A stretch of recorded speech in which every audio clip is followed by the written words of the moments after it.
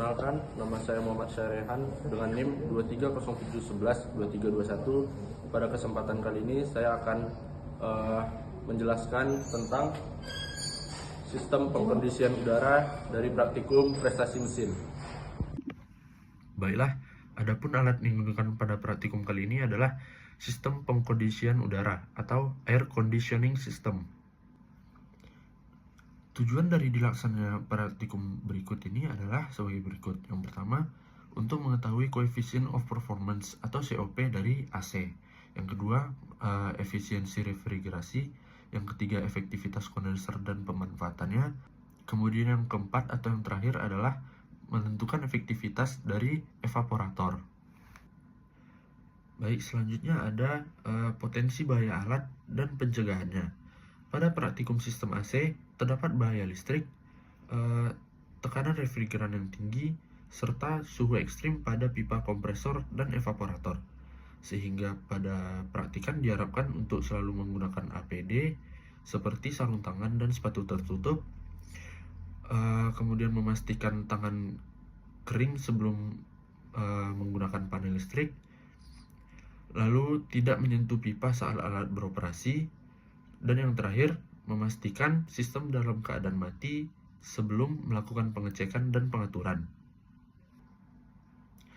Kemudian pada saat praktikum berlangsung, dilarang untuk membuka sambungan pipa refrigeran saat alat beroperasi, karena refrigeran bertekanan tinggi dan bisa membahayakan. Lalu dilarang menyentuh komponen listrik tanpa pengawasan untuk menghindari sengatan listrik. Kemudian dilarang menyentuh pipa discharge atau evaporator selama sistem hidup, karena suhu bisa jadi sangat panas ataupun sangat dingin. Kemudian yang terakhir, dilarang untuk mengubah setelan alat tanpa pengawasan dari dosen ataupun asisten, agar tidak merusak sistem dan mempengaruhi hasil dari pengukuran. Selanjutnya adalah cara kerja alat. Mesin pendingin adalah alat yang digunakan untuk memindahkan panas dari dalam ruangan menuju luar ruangan. Mesin pendingin yang menghasilkan proses refrigerasi disebut refrigerator atau pompa panas, dan siklus kerjanya dikenal sebagai siklus refrigerasi.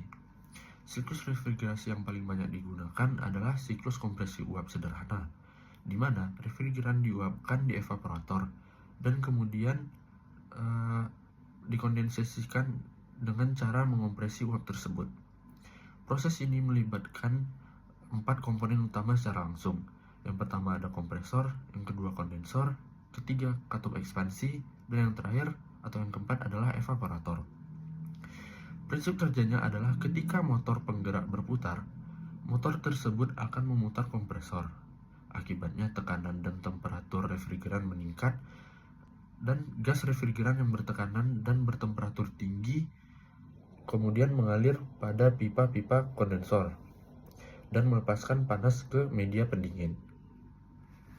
Pada sistem AC, energi yang masuk berupa energi listrik yang digunakan untuk menggerakkan kompresor. Energi ini diubah menjadi kerja mekanik untuk memanfaatkan refrigeran. Sedangkan energi yang keluar berupa panas yang dilepaskan di kondensor ke lingkungan, serta efek pendinginan di evaporator yang menyerap panas dari ruangan. Jadi secara sederhana, energi listrik digunakan untuk memindahkan panas dari dalam ruangan menuju luar ruangan. Baiklah, selanjutnya adalah prosedur pelaksanaan praktikum.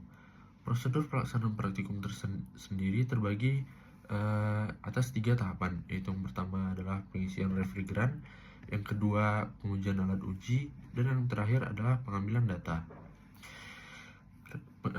Tahapan pertama yaitu pengisian refrigeran. Dimulai dari memvakum sistem untuk menghilangkan udara yang terdapat dalam sistem, dilakukan dengan menggunakan pompa vakum. Proses vakum memerlukan waktu selama 10 hingga 15 menit dengan tekanan mencapai 30 psi. Setelah pompa vakum dimatikan, proses vakum ditahan selama 15 menit untuk mengetahui kebocoran pada tiup alat uji. Selanjutnya, pengisian refrigeran.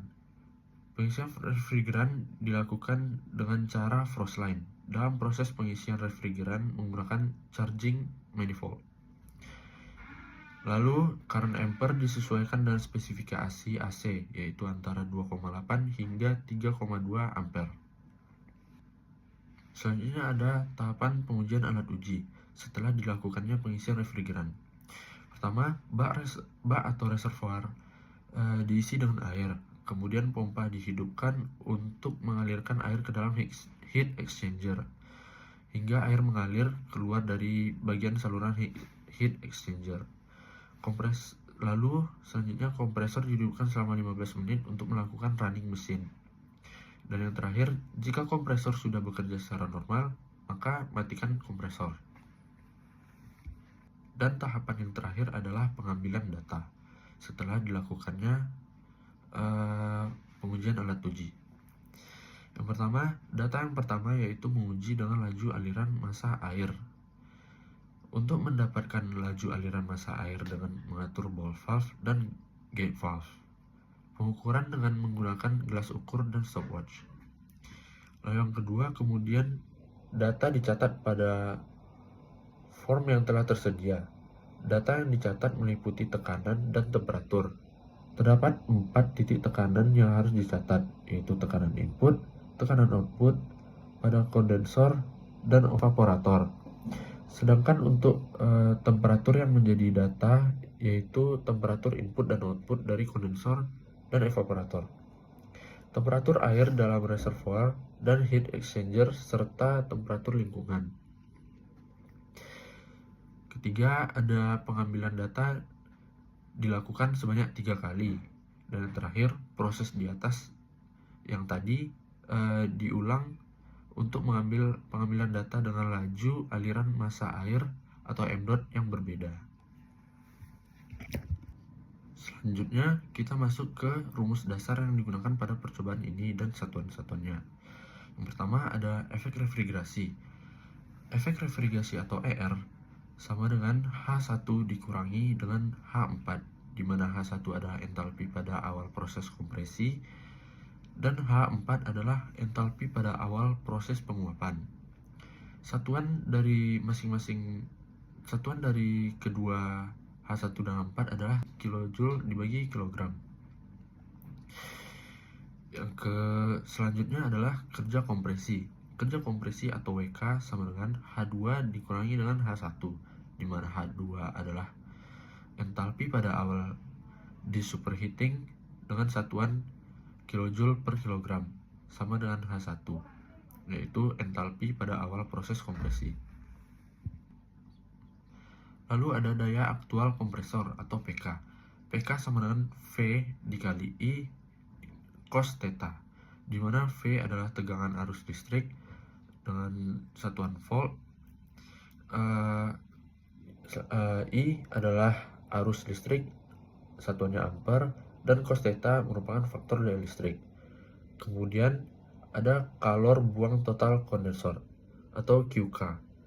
QK sama dengan m dot refrigeran dikalikan dengan Qx kecil, di mana m dot refrigeran adalah laju aliran massa refrigeran, satuannya adalah kilogram per menit, dan Qx kecil merupakan panas buang kondensor dengan satuan kilojoule per kilogram.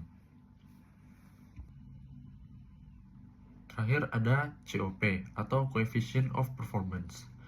COP sama dengan ER dibagi dengan WK, di mana ER adalah efek refrigerasi dan WK adalah kerja kompresi, di mana semakin tinggi nilai COP yang dimiliki oleh suatu mesin, maka semakin baik mesin refrigerasi tersebut.